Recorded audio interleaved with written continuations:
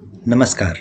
आज हम लोग बात कर रहे हैं कुंग फू पांडा की, जो कि कथित तौर पर बच्चों की फिल्म है। जाहिर सी बात है, कोई पांडा भला कुंग फू कैसे सीख लेगा। ऊपर से पंचतंत्र की कहानियों जैसा इस फिल्म में पशु पक्षी भी मनुष्यों की तरह बर्ताव और बातें करते दिखते हैं। निसंदेह बच्चों की ही फिल्म होगी। खैर, फिल्म की कहानी में एक पांडा है जिसका नाम पो है। ये पांडा वैसे तो अपने पिता के साथ एक मोमो नूडल्स वगैरह की दुकान पर काम करता है, लेकिन इसका सपना पास के किसी एक विख्यात गुरुकुल में सीखकर दूसरे कई नामी योद्धाओं जैसा प्रसिद्ध होने का है। इसके लिए जितना अभ्यास चाहिए वो तो भूल ही जाइए। हमारे पांडा पो को शरीर को कष्ट देने से परहेज और ठूस ठूस कर खाने से विशेष प्रेम भी है। जिस दिन एक खास योद्धा के चुनाव की प्रतियोगिता हो रही होती है, उस दिन पांडा पो सैकड़ों सीढ़ियां चढ़कर उस गुरुकुल में आयोजन देखने जाना चाहता है। इसके बाद जो होता है उसका अंदाजा लगाना मुश्किल नहीं। हम में से कई लोगों ने ये दृश्य फिल्म में देखा भी है। इतनी सीढ़ियां चढ़ना मोटे थुलथुल पांडा पो के लिए आसान काम नहीं था। वो पीछे छूटने लगता है और दूसरे जानवर कहते हैं, तुम रहने दो पो, हम लोग ऊपर से तुम्हारे लिए कुछ उपहार खिलौने वगैरह ले आएंगे। वैसे तो इतनी कठिनाई और बेइज्जती के बाद पांडा पो को प्रयास बंद कर देने चाहिए थे, लेकिन वो ऐसा करता नहीं है। जैसे तैसे घिसटता हुआ वो सीढ़ियों से ऊपर पहुंच जाता है। जब तक वो पहुंचता तब तक देर हो चुकी थी।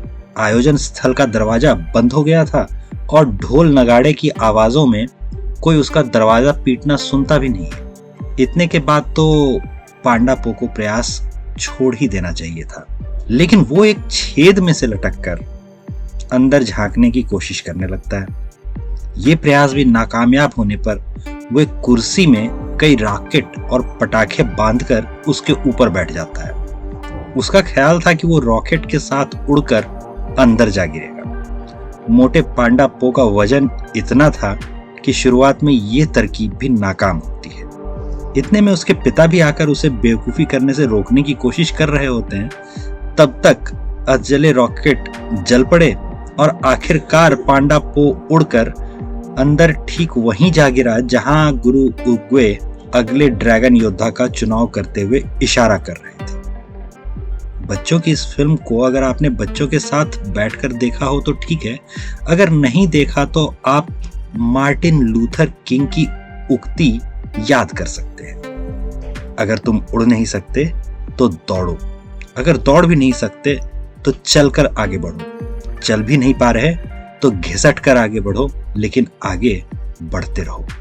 ऐसा नहीं है कि ये सिर्फ मार्टिन लूथर किंग की उक्ति है। भगवत गीता के 12वें अध्याय के 9वें श्लोक से देखना शुरू कीजिए।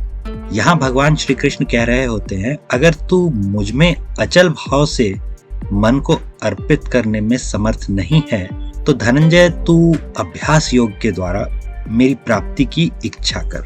अगर तू अभ्यास योग में भी असमर्थ है तो मेरे लिए कर्म कर और उससे भी तुम्हें सिद्धियां प्राप्त हो जाएंगी।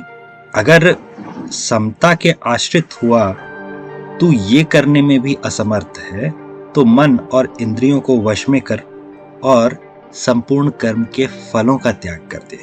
यानी एक नहीं होता तो दूसरा, दूसरा नहीं होता तो तीसरा तरीका बताया जा रहा है। पांडा पो सीढ़ियों से समय पर नहीं पहुंचा तो किसी झरोखे के जरिए, झरोखे से भी नहीं देख पाया तो पेड़ इत्यादि पर लटक कर, और उससे भी नहीं हुआ तो आखिर रॉकेट लगी कुर्सी पर बैठकर जाने का प्रयास करता रहता है। या फिर मार्टिन लूथर किंग कहते हैं, उड़ नहीं सकते तो दौड़ कर, दौड़ नहीं सकते तो चल कर, वो भी नहीं कर सकते तो घिसट कर आगे बढ़ते रहो। बिल्कुल वैसे ही भगवत गीता भी कहती है, मन को अर्पित करो, वो नहीं कर सकते तो मेरे लिए कर्म करने का अभ्यास करो, वो भी नहीं कर सकते तो मन को वश में करो और कर्म के फल में लोभ का त्याग कर दो, प्रयास करते रहो। हाँ, तो अगर बच्चों की अभ्यास पुस्तिका या वर्कबुक जैसा लिख लिख कर भगवत गीता के 12वें अध्याय के सभी श्लोक याद करना चाहते हैं तो वर्कबुक डाउनलोड करने का लिंक हमने डिस्क्रिप्शन में दे दिया है। बाकी एक फिल्म की घटना के माध्यम से जो बताया है वो नर्सरी स्तर का है